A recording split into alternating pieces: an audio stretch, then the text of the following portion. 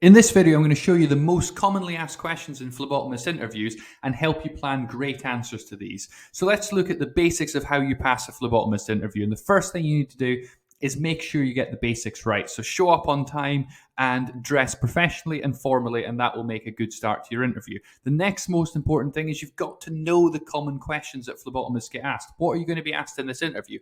And I will show you the questions that have come up time and time again in phlebotomist interviews.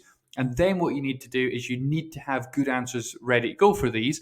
And not only will I show you the questions, I'm going to talk you through how you can answer these and help you plan great answers. So by the end of the video, you'll feel confident and well prepared for your phlebotomist interview. So let's look at a really common question, which is how would you handle a difficult patient? And some people give really poor answers to these. So let's look at how you can give a good answer. And the first way to start a good answer is to be very strong about this and say, I provide excellent care for all patients. So you're confronted with a difficult patient and your number one focus is providing good care because that's what you do for everyone. And be very forceful on that. Then you say that I will always remain calm. So when in a difficult situation, calmness is going to help me think clearly and it's going to help me manage the situation so much better. And I'm naturally very calm in these situations. That is quite reassuring for them to hear. Then you say that you look to understand the causes of difficulty. So if a patient is being difficult, it may be because something has went wrong in the service. They may, for example, have an appointment at a certain time and it's 30 minutes later and they've had a long wait and they may be quite annoyed about that. There may be an underlying medical reason why they are particularly difficult and you have to have some understanding of that. Then you're going to say you're going to work to resolve any issues. So if something has gone wrong or if there is some reason why the patient is being particularly difficult, that you want to work with that, understand it, and adapt your practice as a phlebotomist to deal with those causes of difficulty so that you can deliver an effective service. The next thing you say is that you always interact with patients with understanding and compassion. Just saying that is quite reassuring. And then you could say, in the case of extreme difficulty, which occasionally may present, I would, of course, prioritize safety, make sure that the patient, other patients, and staff are safe at all times, and I would seek support if needed. And this answer is a really great answer because it's showing the right values and it's showing that you care about all patients. And that's a great way to answer this. Let's move on and look at another one, which is tell me about yourself. And this isn't an opportunity to talk about nonsense and tell them about your pet cat that I'm sure you're very interested in, but it's not going to help you get the job. Now is a time to convince them that you are the right hire, that you're the right phlebotomist to take the job. So what they want to hear about is what to hear about your experience. They want to see that you can actually do the job, and then they want to see that you've got the right skills and the right qualities. And it's a great idea to read the job description because that'll give you a list of exactly what they're looking for. So when you talk about your experience, tell them your phlebotomy experience. Tell them your previous roles and how long you've been a phlebotomist for. Then talk about any other healthcare experience. So you may have had jobs other than phlebotomy, or you may have had jobs before you've applied for this one. You're hoping to move into phlebotomy, and you need to be able to talk about your healthcare experience because it'll either enhance your answer or it will show that you've got some of the key skills required for the role. Then, only after you've talked about your healthcare and your phlebotomy experience, tell them about some other jobs that you've had in the past, but make sure you link those to phlebotomy. So, for example, if you've worked in a restaurant, you can say you've gained extra experience in working with people and working in teams, for example. Then your phlebotomy qualifications and any training that you've done is a great thing to mention. So if you've got a formal certificate showing you qualified, tell them that because that's one of the things that's really important. And then if you've done any other training or any other qualifications, it could be something as simple as you've done manual handling training, that you may, for example, have worked on reception in a clinic before. And so if that was something that was short, you could perhaps step in and cover that for a few hours because you've had training on how to do that. Anything else that helps you to stand out, it's good to mention that. Any experience that you've got that makes you look like a good hire, just tell them a little bit about that. Then you have to think about, what do you need to be a good phlebotomist? What are they looking for? And so I'm going to give you a list of certain things that you can mention. So you might say that you're friendly and approachable because that's really important. You're going to be dealing with a large number of people and you've got to quickly get to know them and quickly build a relationship. That you could say that you're well liked by patients if that's the case. I would hope it is. That you're a respected and trusted team member. That you work with great attention to detail. That's very important in phlebotomy. It's not acceptable for someone's samples to be mixed up or mislabeled. It could cause really quite serious problems.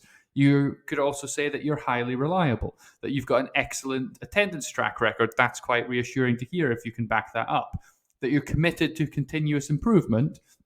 And also do say simple things like you love working as a phlebotomist, because they'd rather hire people that are enthusiastic about their job than people that are not enthusiastic. So if you are really enthusiastic about it, definitely say that. That's a really big positive thing to have in your answer. So tell them about your experience and then use as many of the things on that list and you'll have a great answer. And this one is a good one to have a bullet pointed answer ready and prepared. So feel free to pause it or take a screenshot and then start writing out a simple answer and you'll be so much more confident. The next question that they often ask in certain circumstances is, can you work weekends? And you've got to do some thinking. Remember that they didn't pick this question for no reason. So the best answer would be, I would be available to work weekends when required.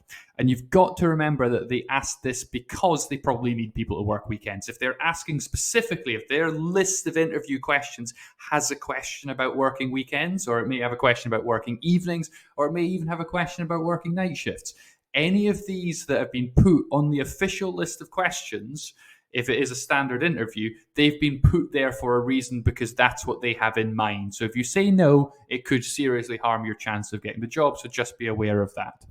The next question that they quite like is, where do you see yourself in 5 years? And some people can give really, really poor answers to these. And you, of course, don't want to be one of these people. So make sure you've got a more confident answer. So let's look at what a good answer looks like and what a bad answer looks like.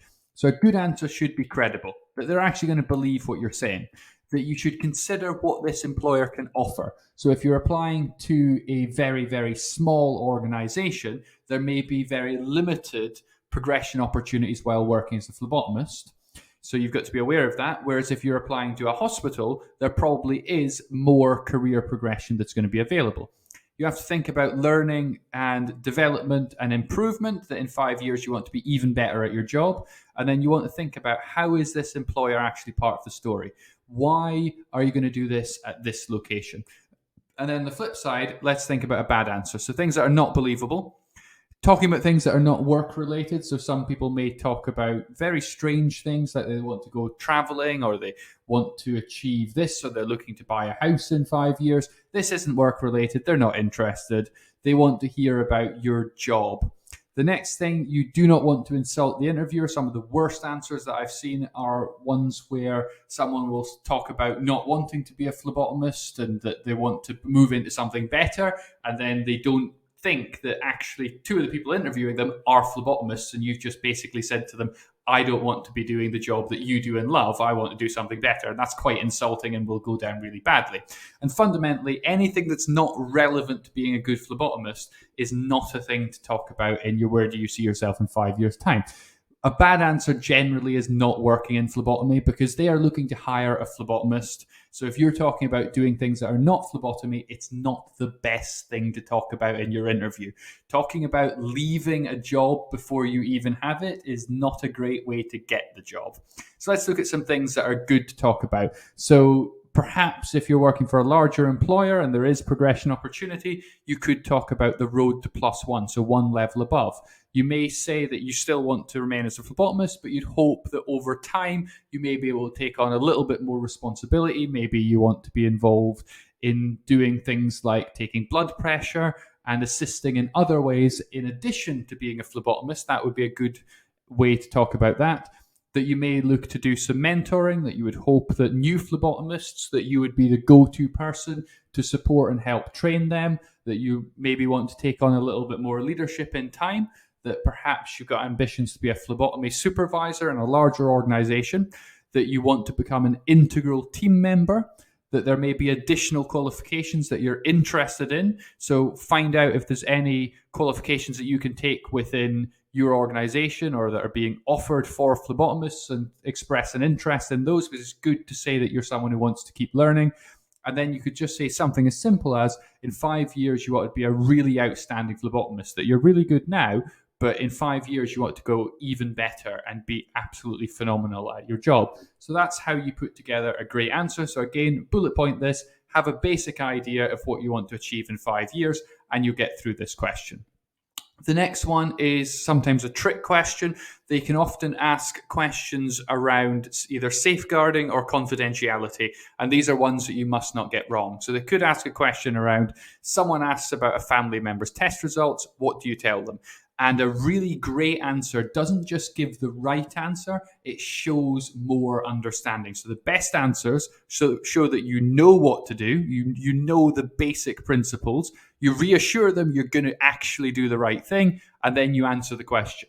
So you see, it's not just go straight in with the answer and say one sentence and then move on. You actually show them that you really know what you're talking about. It's the first thing you say is you'll always follow the employer's confidentiality policy. So you're not saying exactly what's in the policy. You're saying that whatever the policy is, I'm going to follow that. Then you talk about medical ethics. So you say there's a basic principle in medical ethics that test results are confidential and that this is very personal information and it is heavily restricted on who is able to access that for very good reasons. It's very trusted data.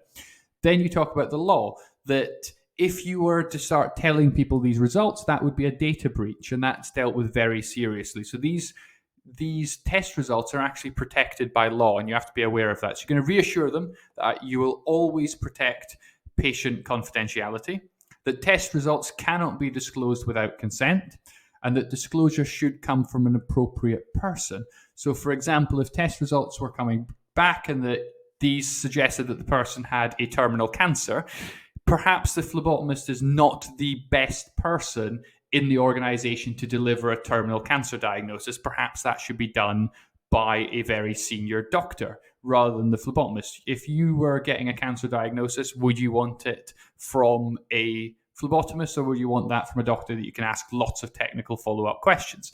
You've got to be the appropriate person. And as a phlebotomist, you're unlikely to be the perfect person to deliver very serious test results. And then to answer it, you would say, I would not give out test results unless there was explicit authorization. So there may be very rare circumstances in which you may be instructed to inform of some test results. It may be that the results came back fine and you can just disclose those with explicit authorization to do that to a named known family member. And also there is got to be consent. So there are situations where family members are empowered to know test results because the patient has consented to that information sharing. But generally, as a phlebotomist, you're not going to be giving out test results and that you're going to be protecting at all times patient confidentiality. So that really is the perfect answer to this question. Let's move on to a really sensitive question and one you've got to be careful about. And that is, what salary do you expect? And the best answer doesn't just say a number. You've got to be careful about this because if you say a number that is lower than they were planning to offer you, then you just talked yourself into a lower pay.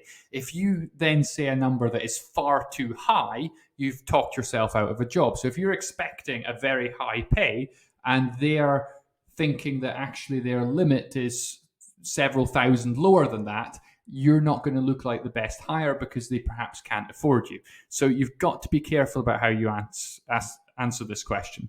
So definitely now is not the time to be negotiating it because they haven't decided that they're hiring you. They may have 5 other people to interview and they may not know that you're the best person. And so you want to start negotiating when they've given you a call and said, we think you're absolutely fantastic, you're brilliant, we're really excited about hiring you, you were amazing at interview, your skills are fantastic. And then you think, now I can negotiate. They think I'm brilliant. Now I can start asking for the higher end of the range. That is the time to negotiate, not before you've got a job offer. Don't give exact figures. So do not say an exact number because that number may be too high or too low. You want to get, of course, the highest wage, but you don't want to price yourself out. So you've got to be careful about that. You want to consider your skills and experience. So if you are highly experienced, you're probably going to be attracting a higher level of pay than someone who is just starting out. So you need to be aware of how you compare and how good your experience is. You want to check the job advertisement. It may have a range on it. And if that range is satisfactory to you, you can just say that the range on the job advert is accurate and you would be interested in salaries in that range. You could also make sure that you know typical salaries. So what are phlebotomists in your area paid? What is a typical going rate? If there is national pay scales or state pay scales that are published and there is a certain range that phlebotomists are between, say, 0.3 and 0.7, then you can basically have a great idea of what the pay range is, and that can inform your answer. And you've got to ensure that you're competitive. So if you've got fantastic skills, yes, you will be towards the higher end of the range, but you won't be probably beyond the range. And the best answers would be something around, I would give serious consideration to salaries in the range of, and then say a higher number and a lower number. Because then when they make an offer, or if they're considering whether to make an offer, they know that they can make an offer within that range, and then later you can negotiate exactly where in that range, but only at an appropriate time and only when they've decided they want to hire you. So that's how you get through this question. A common question as well is, what do you see as your greatest strength? And you need to have a strength ready, and you also need to have a weakness ready. And I'm going to talk about both of these. So for your greatest strength, you have to pick a genuine strength. It's good to have some evidence or examples. So if you have a qualification, or you can talk about a time when you used this strength in the past, that enhances your answer. You ought to be specific, so don't pick something very general, pick a specific strength, and I'll give you some ideas of good strengths you could talk about as a phlebotomist, and make sure your strength makes you a better phlebotomist. So something that is not very relevant isn't going to help you. You're going to think about things that will make you a good phlebotomist. And the way you answer it is very simple, and I'll show you how to answer it, and then I'm going to give you some ideas of what you can say. So a very significant strength that I have is, and I'll give you some suggestions of what that might be. And then as a phlebotomist, this strength will, and explain how this strength makes you better at the job. So some ideas is, you form good relationships with patients, that you've got good timekeeping skills, you're a strong team player, that you've got great attention to detail, you've got a commitment to professional development, or maybe you're really, really great at working with children. They could be some of your strengths. So I'd pick either one on that list, or think very carefully about a strength that could make you really, really great as being a phlebotomist, and then use those two sentences, and you'll have a really simple but effective answer. And then on the flip side, what is your greatest weakness? You want to think very carefully about this, because if you get it wrong, it could really harm your interview, and it could reveal something that you don't want them thinking about. So you want to show that you know your weaknesses. If you say you don't have any weaknesses, that's a terrible answer, because yes, you do have weaknesses. No one is perfect. And if you don't know them, then it maybe suggests that you don't really know what your elements of development are. Then you want to do something to overcome it. So spend more time talking about how you're going to fix it than why the weakness is such a problem. And it should not be important for phlebotomy. So anything that is actually important to your job is not going to be a good thing to talk about as a weakness. The way that you answer it is quite wordy, but it's really to spend a lot less time talking about the weakness and more time talking about why it's not a problem and filling out the answer. So you could say, one area I have identified as current weakness and that I consider to be a key focus for my professional development is, say, the weakness. Then don't talk about it. Don't talk about the weakness as a massive problem. Then say, over time to address this weakness, I hope to, and explain how you're going to overcome the weakness. So bad answers would be that, for example, you faint on the sight of blood, well, you're going to be a rubbish phlebotomist. That you don't have any, or you don't know. They are all the worst answers. Also, perfectionist is a pretty terrible answer, so don't use that one either. Some good ideas is, speaking a second language is something that you would like to do, but you don't currently speak a second language, that maybe your writing skills are not fantastic, that you can get by quite effectively, but if you had to write an extended piece, you had to write an essay, you find that quite challenging, because that's not something you're going to do very much as a phlebotomist. You've got good communication skills, but extended writing you maybe struggle with. That delegation may not be your strong point, because remember, if you're not applying for a leadership role, you're probably not going to be delegating. But in future, if you were to take on supervisory or a little bit more leadership, then you might have to delegate, and so you need to learn those skills.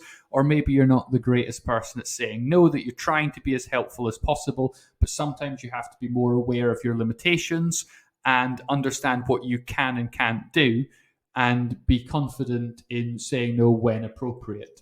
So that's a great way to answer those. So definitely have a weakness ready and use that structure, and you'll get through that question.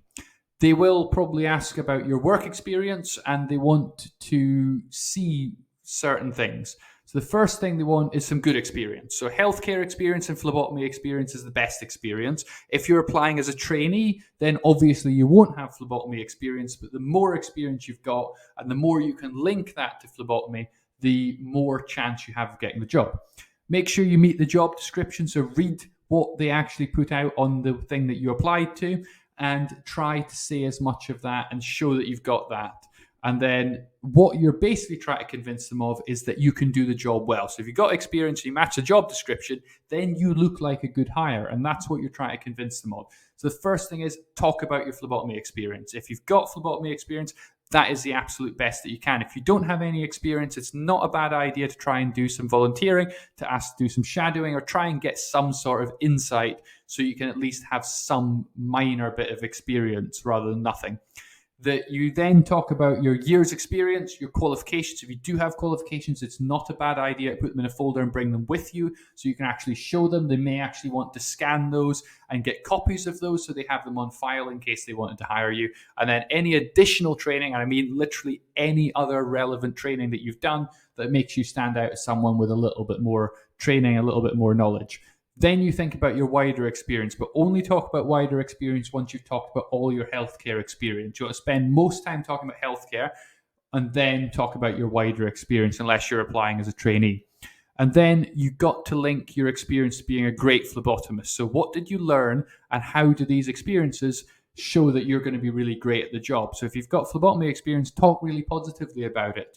But then also make sure that you're confident. Be confident about your experience. Whatever experience you've got, whether it's loads or very little, be confident that this is good experience and is going to help you be a good phlebotomist. So basically run through the jobs that you've had with a focus more on healthcare, and then laterally at the end talk about your other experience, show off all the qualifications and training that you've got, and be confident that you've got the experience, and that gives you the strongest possible answer. They obviously we'll ask some technical questions, and it could be a wide range of them. And of course, if you are a phlebotomist, an experienced phlebotomist, I don't want to patronize and insult you by going through the really basic stuff that you'll probably say is obvious. I know this, but I'm just going to give you a list of the ones that I've seen come up in interviews that people have reported of being asked, and just check off in your mind, can I answer these? And if the answer is no, learn the answer, because if they ask it and you don't know, it looks really bad. So order of draw for typical procedures. They often ask about dealing with a patient who faints. Of course, you've probably done this many times, but even just thinking through and planning an answer, it can give such much more confident answer. Know your tube cap colors. They'll ask what, if it had this tube cap, what would that tell you? Or they could ask it in lots of different ways. You just need to know those colors for memory. How to take blood from a newborn baby. And then how to avoid hematomas when drawing blood. All of these things you can ask about. And if you're experienced phlebotomist, none of these will be difficult. But if you've just thought about it and you're ready for those questions, you can answer much more confidently. And that's going to help you look more knowledgeable. Then before we finish, here are some questions that you might want to ask at the end of the interview. So they may say, do you have any questions for us? And the answer to that is always yes. And you need to have at least 2 to 3 questions. So one you could ask is, what do you like most about working here? And what attracted you to join this organization? And when they say things that they like, share in their enthusiasm.